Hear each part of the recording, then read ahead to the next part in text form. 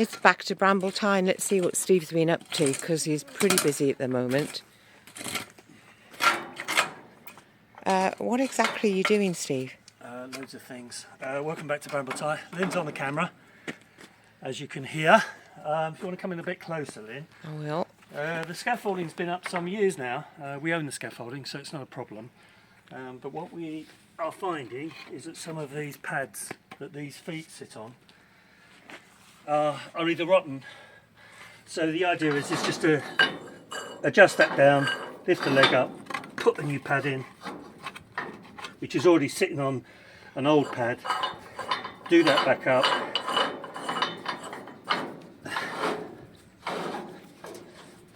I'll give that a few knocks with a hammer. I won't do it right now because it'll come out on the camera, and that'll give me a new stable point. As you can see, if you look at this one, this is the kind of thing that's been happening. It's almost slipping, isn't it? That pad is slipping backwards because it's rotting and falling and collapsing. I could actually pick that up with my hand. Oh, gosh. So we'll do that one as well. So there's a few jobs I said are being done. I need to get the digger in here. The reason why this is happening is because when the water comes off the roof, it falls this side of the house because it's a pent roof. We've got no gutter and we've got no form of proper drainage other than just the terra. Since we had the seismic work down here below, as you can see, the seismic work around the base of the house. So this is all the steel and seismic work that's already done, it's completed. So is that where it's a little bit green as well? Yeah, this is the seismic work. So Oh, this okay. goes down quite a long way now. So this is all under the house all the way around. Anyway, come back. And you can see it goes a little bit green. Yeah.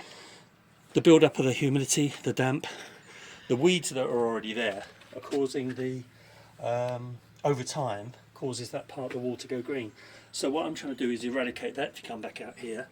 So we're clearing back with the digger, Old Faithful, Texas, and bringing back the soil. And I want to make a slight gradient coming away from that wall now, off of this, if I point it out. Off of this seismic foundation, and I want the grade of the soil to carry on sloping down, which means I'd have to adjust these legs anyway. Okay, that's one job out of the way. The other job is, this is our lightning cable. So if we do have a storm, any risks of lightning, any bolts that would hit the house, travel through the scaffolding, through this cable, along here, and hit at one of 4 points to here. And this goes into ground, which means that we won't get an electric shock. So that's all done to building regulations, and it's all certificated. There was an issue at one point, just before we got this put in, wasn't there? Can you remember? No. We were waiting for the electrician to actually put this lightning cable in, and we happened to have had a lightning strike. Oh, we did, before the cable went in. That's exactly it, yeah. What Lynn's alluding to, and I understand now. After the scaffolding had gone in, the next process is to put the lightning cable up so it stabilises the scaffolding from lightning.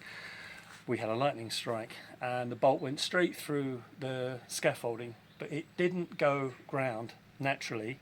That's what that cable does.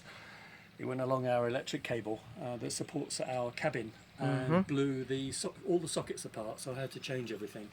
And that was only a delay of about 2 days after getting the scaffolding put up. Yeah. The electrician just couldn't get an appointment any earlier for us. Yeah, we already had an appointment and we just had to wait our time. Yeah. There's a couple of thousand projects going in the book, so at any one time. So good people, good electricians, good plumbers, they're sought after. Anyway, No, I just thought I'd mention it only because it was it's an electrical thing that's super important. So what I'm doing here is I'm just raising this cable so the digger bucket doesn't hit the cable, because this is quite important not to hit it with the digger because it will just wrench it all out.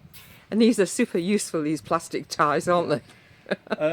This is 8mm copper insulated cable. Right. So that'll do the job for us when the storms hit perfectly. But as you can see, over the time, it's dropped. A little, and it's just handy to pull it back up. Now at the other end, I can pull this tight and make it sit like that. Brilliant. If you get my drift, and I can get the digger in here now. I've taken all the arms of the scaffolding down here because there should be more. There should be cross pieces and diagonal pieces.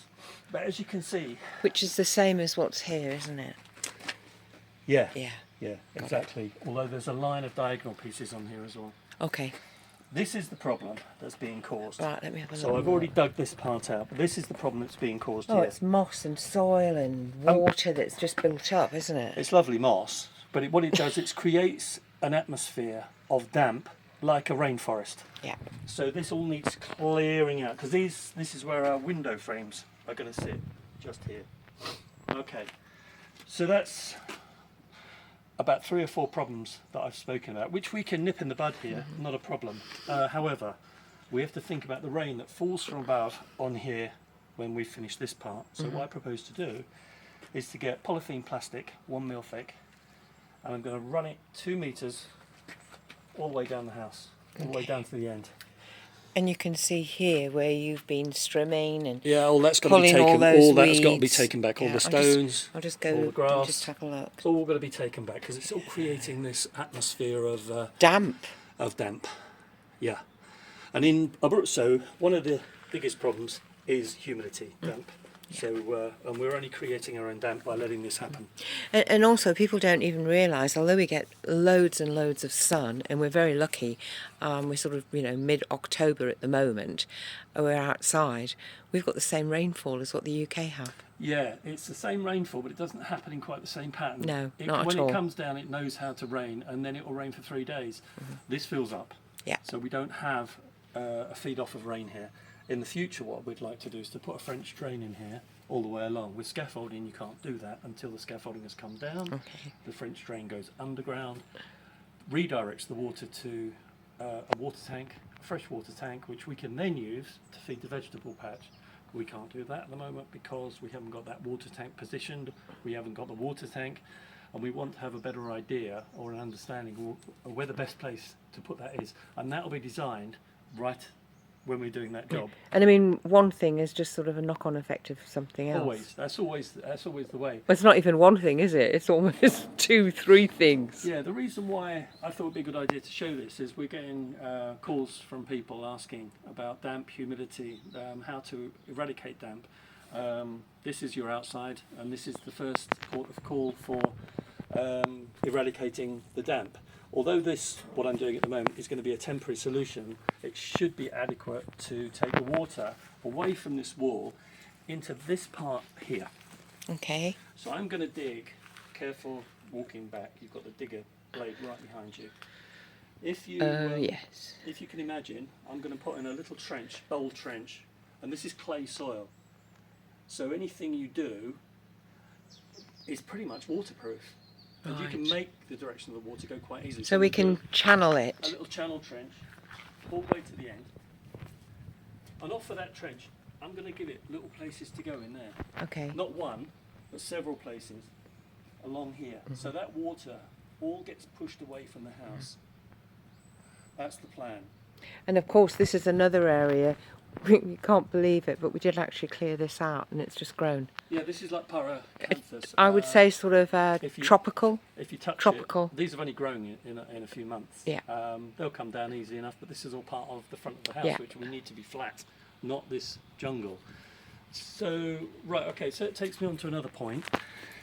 You might have seen some bottles. I'm sure some people are going to be asking about what these bottles do. Oh yeah. And they are simple protectors, saving money. Instead of going to the builders merchants and paying a £5 for a cup or a cover, we just put the bottle, cut the tops off. Yeah. So And put anything really that's got a sharp end that's sticking up out of the ground, put a you bottle over it. use a plastic bottle, don't Because you are going to walk into it Yeah, definitely. with your shin. The other thing is, what is that steel for? Oh yes, please tell me. There used to be a staircase going up the side here. We've spoken about it many times. We've had hundreds of conversations with people about whether we keep the staircase, whether we reinstate it differently, or whether we don't have a staircase at all. Well, what we've come to is that everybody likes it without the staircase. The staircase was very handy, it got you up to the top, and you provide your own security problem in getting access to the first floor. So we're still in two minds. If we put the staircase in, these are our joining rebars, 12 metre rebars that we connect onto, and we've got 2 sets of them. If we don't reinstate the staircase, we just cut those short. Yeah. Because they'll be underground by the time this is finished. And in fact, you've got, that is sort of almost the end of the staircase.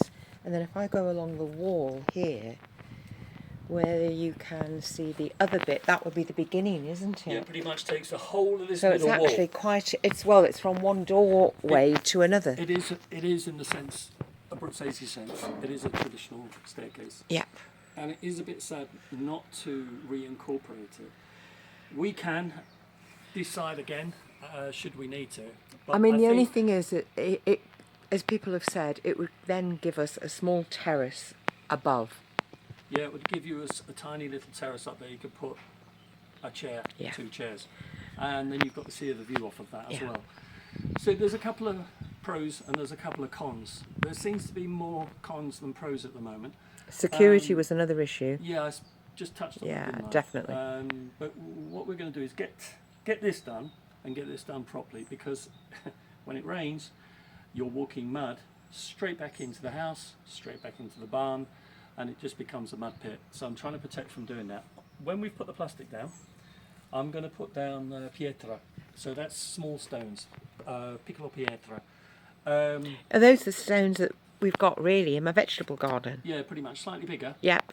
And we'll just lay stones all the way over. There's no need to compact them. We won't waste them because we can reuse them. Okay. We can collect them up again when we take the scaffolding down. The hope is that no weeds grow through. Because all of this is because work is going to start again in the farmhouse. Yeah, once we've got the farmhouse empty and properly organised, then we can start to put in the formers for the vaulted ceilings. Yeah. Don't miss that work, because that's going to be one of the most interesting parts of this building. It's one of the parts I've been looking forward to. It's going to be one of the more lengthy jobs. And the research that you've had to do about that has been incredible. The research is unbelievable, what to do and how to do it if you want to do it properly. Just pasting over holes and covering it up is not good enough for us. Well, the ceiling above has to be removed. Yeah, but leaving the vaulted. So Yeah. leaving the old and replacing it above with a bit of new. Yeah. But I suppose, I mean, that's going to be at least a couple of programmes in itself. But this is what we're concentrating on today. Yeah, it was just to give you an idea where we're at with Brambletye. I won't be wrong if I say we've had hundreds of messages asking, can we put an update of the video back on? And also we have YouTube. the Facebook group Brambletye that people do see a Yeah. daily sort of what we're doing in our lifestyle, because it's not just about restoring, it's our whole lifestyle and being here. This has become my life's passion. It's like a piece of artwork. Anyway, getting back to that, if you like what you're watching, if you can subscribe, we'd appreciate that a lot. We enjoy the questions. Lynn answers every single question with a proper answer. I know that because I see them as well, and that provokes conversation about the very buildings that we want to talk about. Well, so many people want to know. A lot of people are moving into Italy, full stop. You know, bearing in mind there's 1 in 3 houses which are vacated at the moment. That means they're empty. A lot of them look a little bit like this, a little bit newer, a little bit older. You can basically get what you want here. But the work that's required to go in is now incredible because of regulations. It's a good thing, but it's also it's tough. It's tough to maintain a flowing structure unless you've got all the time in the world just to put into this house. which And we all the haven't. money. And all the money. You know, it certainly seeps your cash away. But anyway, today's programme is not really about that. It was about how we're going to protect the front of the house. Now it's already finished. We need to protect this. This is 1 year of work to pick away the old, put in new stones. This was in a desperate state, but now it's looking perfectly clean, and we want to keep it clean. So I'm going to power wash the base again after I've put the plastic down, and I'm going to see how that water runs off. Does it run down the channel, and does it do exactly, and we can show you that. Yeah. Does it do exactly what I say it's going to? Because if it does it with a power washer, obviously when it rains, it's going to do the same thing, and that will protect this, particularly this wall and this foundation, from humidity. We've stopped the humidity going in and under the house now because we've got that you remember we got that igloo system that goes all the way along inside the house. Anybody wants to know about that, I can send them some information. Well, actually, That's called an igloo system. Yeah, I've been recapping on some of the Facebook group Brambletye, Yep. and Yep. at the moment I'm up to, strangely enough, the very point that you're talking about, which is actually the walls, how you constructed and reconstructed these walls. Because we've got a lot of photos, we might not necessarily have the video, but we've got photos, so that's going to be one of my next projects. Yeah, well, I mean, the concept here is we're trying to put the house back as it was on the outside and do some new additions on the inside for modernisation purposes. But for the outside, you're going to look at the house as it was when it was built 300 years ago. It's in the 17th century, is that? Probably. Somewhere around there. This house would have been constructed over a period of time, not using modern tools, using hand hammers and... I think you've used quite a few hand hammers and other things and modern tools. The problem is here, sometimes modern tools don't help you create the old style, and that's what I've been finding. So for anybody that's saying, oh, it's taken you a long time, yeah, it's taken a long time, because that's the effect we're trying to do. And I think when we pull the scaffolding back, we need to be able to say the job is done and it's been done properly. And some of these have actually had, you know, you can actually see each individual stone. And this isn't finished yet. No. This is to be sandblasted yet. So this to create the stone edge, we've still got some cleaning to do. But there was five processes, and I'll show that in photos. And there's the reason is there's just a little bit of lime mortar overspill, but I prefer that because we can clean back. Yeah. But I told you a long time ago that when the seeds are in the wind, the growing seeds from plants, they stick on this wall, and then you get a plant. And it was an example. I took it off. I bet you've taken it out. I've taken it off. It was a small plant just growing on the edge of the stone, and you just pluck them off. But what we don't want to do is to let that happen particularly. Well, it starts to rot away what you're doing. Anyway, so that's just to give you a little idea where we're at, and look forward to the next one, and we'll see you... when we see you. Well, when we got this plastic down. So we can show what we've done. Oh, yes. Anyway, bye for now.